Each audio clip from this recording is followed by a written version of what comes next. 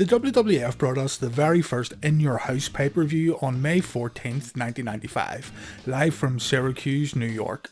With WCW gradually putting on more pay-per-view shows in 95, the WWF felt they should follow suit and give us wrestling fans these lower price shows that originally aired for around 2 hours. The original price for an In Your House pay-per-view was $15, rising to $20 with In Your House 5. The shows would sit below the big pay-per-views of the time like SummerSlam and the Royal Rumble, but also the In Your House events would still have some great matches worthy of a pay-per-view purchase. For the longest time though, you could pretty much guarantee you wouldn't see a WWF title change occur at these events. It just didn't happen, but the tag belts and the IC Championship did change hands quite a few times in these earlier shows. So in this video, let's take a look at the very first In Your House pay-per-view live on Mother's Day in 1995. Not only that, we need to get the full experience, so we will also look at the countdown show that aired before the event.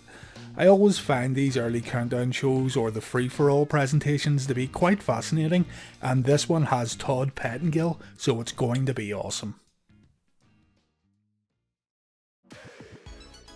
So we start the countdown show and we immediately hear the In Your House song. If you haven't heard this, you need to. A bunch of wrestlers tell us that they will be in your house if you order live on pay-per-view. Next, Todd Pettiengill lets us know that a draw will take place later in the show and one lucky fan could be winning a house in Orlando, Florida. Pettingill's magnificent mullet is on display next as the staff behind him fill up a giant box with competition entries. Looks like a lot of fans wanted to win a new home. We get to see the In Your House stage and set here for the first time, and while it looks dated these days, I always liked this stage here just because the WWF had been using the same old entranceway for a long time up until this point. Next we see that Alundra Blaze is going to take care of the WWF hotline before we see a short build up for the main event of the evening featuring Sid versus Big Daddy Cool Diesel. Jim Ross interviews Ted DiBiase and Sid, and this is the classic botch where Sid asks to record his promo again while on live TV, prompting Jim Ross to say, "We are live, pal." Sid's face afterwards is priceless, and anyone watching this countdown back in May of 1995 should have taken this as a sign. Sid versus Diesel wasn't a great match, but we will get to that later. Back to Todd Pettiengill, who has lost his mind as he runs around the stage area promoting the competition giveaway. We see Stephanie Wiand out in the lobby who asks fans who they think will win the main event. A little guy says Diesel will win because he is the champion, and this lady here says that Sid will win because he can match Diesel blow for blow. Interesting stuff. After this we see a pre-tape with even more promotion of the house giveaway. They are pushing this to the moon. It's getting more time than the actual wrestlers. Barry Dudinsky, king of merchandise pushing, is trying to sell us an In Your House t-shirt. Barry Dudinsky was selling shirts long before the Young Bucks. We then see that Bob Holly and Jean-Pierre Lafitte are going to have a match during this countdown show, but the cameras don't focus on it. Instead, we see a build-up for the Bret Hart versus Jerry Lawler feud. Jim Ross gets an interview with Bret, asking the Hitman if he is prepared to wrestle twice in one night. The Hitman is scheduled to work against Hakushi and Jerry Lawler here at In Your House, and Bret, of course, is ready. After more video packages hyping the main event, Vince McMahon and Doc Hendrix walk out to prepare for the main show. One more video package, Todd then hypes up the live audience, and it's time for the pay-per-view broadcast.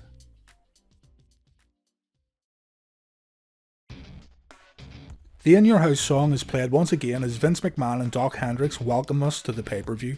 Hakushi vs Bret Hart will be our first match, and also, in my opinion, this is the best match of the whole show. Bret was given an award by the Japanese media for being a stand-up guy, and Hakushi had a problem with this, so the two will settle their differences here at the first In Your House. Bret Hart, during this time period, was super over. The crowd is very much behind the Hitman. We see this shot of the arena and take a look at the upper levels. You can see here that this show was far from a sellout as Bret and Hakushi get to work. This is a good match here. Hakushi was doing some stuff that wasn't really seen in WWF rings before. The Michinoku Pro Executive President doesn't get enough credit for his WWF tenure, but anyway, the pace here is good. Bret knows he has to work 2 matches, but he still goes all out. The Hitman gets the pinfall win. After Bret celebrates, he twists his knee while hopping out of the ring, adding an extra layer here for his match with Jerry Lawler later in the evening.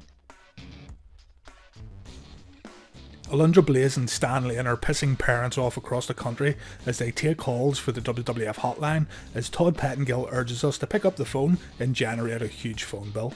Stephanie Wiand promotes the home giveaway once again before Double J, Jeff Jarrett and the Roadie make their way to the ring as they get ready to face Razor Ramon in a handicap match. The 1-2-3 Kid was supposed to team with Razor here, but unfortunately he got injured. Doc Hendricks says that this will be the very first handicap match on a WWF pay-per-view, which is incorrect. WrestleMania 5 featured Demolition Axe and Smash taking on the Powers of Pain and Mr. Fuji, while SummerSlam in 1991 had the Ultimate Warrior and Hulk Hogan taking on the Triangle of Terror. Anyway, Razor gets an excellent ovation from the crowd as we begin this match. It's a pretty standard 2-on-1 handicap match. Razor keeps falling victim to the numbers game. The audience is pretty flat when Double J and the Roadie are on the offense though, and in the end, the bad guy gets the win with the Razor's edge. After the match, Double J and the Roadie continue to attack Razor, leading to Aldo Montoya and Savio Vega hitting the ring to help Razor. This was Savio's TV debut. Barry Dudinsky is back, and once again he is trying to sell us a t-shirt. This time it's a Bret Hart tee for $20. Barry tells us that it's a one-size-fits-all shirt and it's an extra large. Work that out. Mabel vs Adam Bomb is next in a King of the Ring qualifying match, and what can I say? It's a brief match, thankfully. It isn't as bad as you may think, with Mabel being quite limited here and Adam Bomb being, well, Adam Bomb. It's quick, going for around 2 minutes with the sole intention of getting Mabel over. Obviously, Mabel gets the win. Next we have Razor Ramon introducing us to this new superstar who helped him earlier, Savio Vega. Back in the ring, the Smoking Guns are ready for tag team action. Jerry Lawler makes his way to the ring. He really wants to get Bret in the ring ASAP to take advantage of this knee injury, but he is sent back and told to wait. Tag champs Yokozuna and Owen Hart make their way out for a match with the Smoking Guns, and this isn't too bad actually. Yokozuna is quite limited here though, but apart from this, it's a decent bout. Both Bart and Billy Gunn, even in these early days, were pretty good in the ring, and although this isn't their best showing, it's still interesting to look back at how they worked together. Owen gets the pinfall win, nothing else to really say here.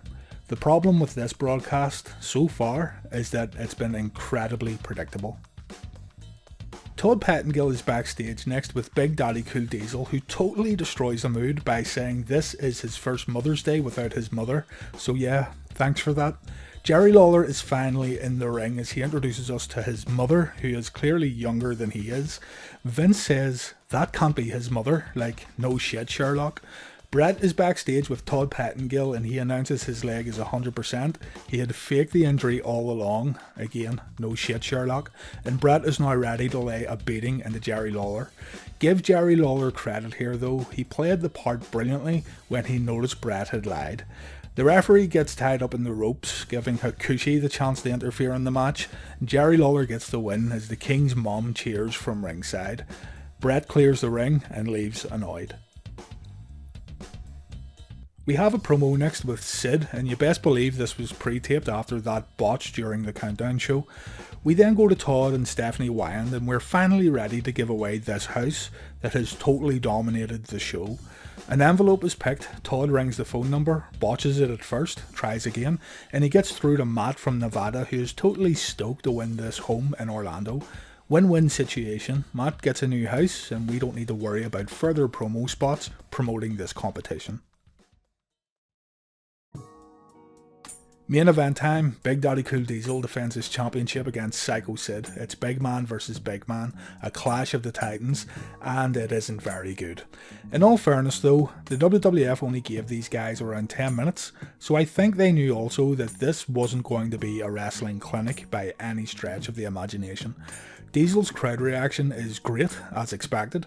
The wrestling community as a whole gives Kevin Nash a lot of flack for his 1995 title run, but if you go back and watch some of these shows, he was getting good ovations from audiences.